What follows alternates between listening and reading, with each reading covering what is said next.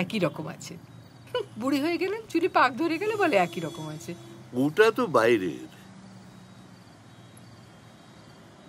বাইরের? ভেতরটা তুমি কবে দেখলে যে বলছো? হয়তো দেখাই হতো না আর কোনোদিন। ভাগ্যি সেদিন জয়ী জোর করে নিউ মার্কেটে নিয়ে গিয়েছিল, নইলে 50 বছর আমার কোনো খোঁজ নাওনি তুমি সেলিম। 50 বছর। আমি অপেক্ষা করেছিলাম। বাহ, সব তোমার সুবিধে মতো, তোমার টার্মস। বিপ্লবের স্বপ্ন দেখলে, চলে গেলে। কোথায় যাচ্ছ বলে গেলে না, কোথায় আছো জানালে না। তারপর একদিন বিপ্লব ব্যর্থ হলো, ফিরে এলো। এর মধ্যে কত হীরের টুকরো ছেলে মেয়ে মরে গেল, কত পরিবার ভেসে গেল। তোমাদের কি এলো গেল বলো? কিচ্ছু না, নাম হলো, যশ হলো, ব্যাস। আর কি চাই? Sir, coffee.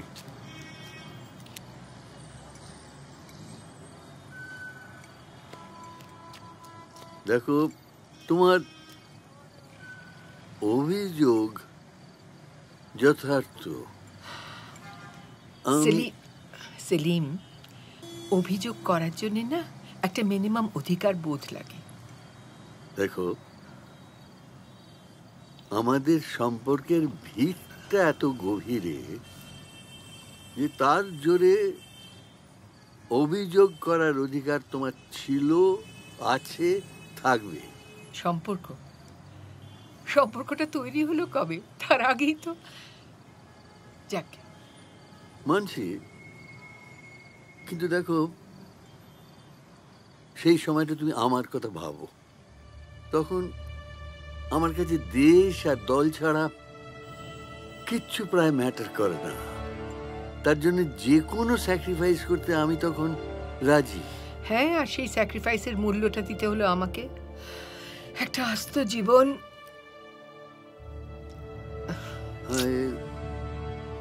হ্যাঁ, তোমার জীবন কিন্তু থেমে থাকেনি মাধু। তুমি বিয়ে করেছো, সংসার করেছো, কাজ করেছো। বাহ বাহ, আর কি যন্ত্রণার মধ্যে দিয়ে আমার দিনগুলো কেটেছে সেটা সম্বন্ধে তোমার কোনো ধারণাই নেই। হ্যাঁ, কিন্তু তুমি আমার কথাটা বলছি, বারবার বলছি, একবার একটু ভেবে দেখো। তখন পুলিশ হন্যে হয়ে আমাকে খুঁজছে। আমার তখন আন্ডারগ্রাউন্ডে চলে যাওয়া ছাড়া অন্য কোনো রাস্তাই খোলা ছিল না। নৈনিতাল থেকে ফিরে এসে আমি ছুটে গেছি তোমাদের বাড়িতে, গিয়ে শুনলাম তুমি বিয়ে করে বিলেত চলে গেছো। আমি কিন্তু বিয়ে করিনি।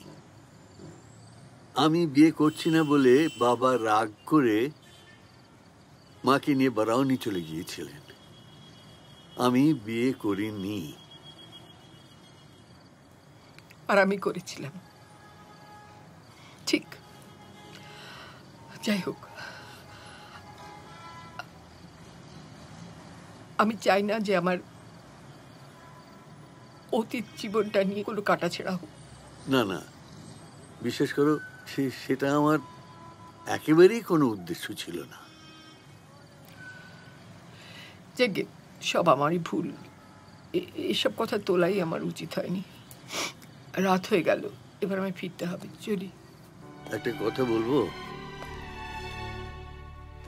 একটা অনুরোধ, আমায় ভুল বুঝে না।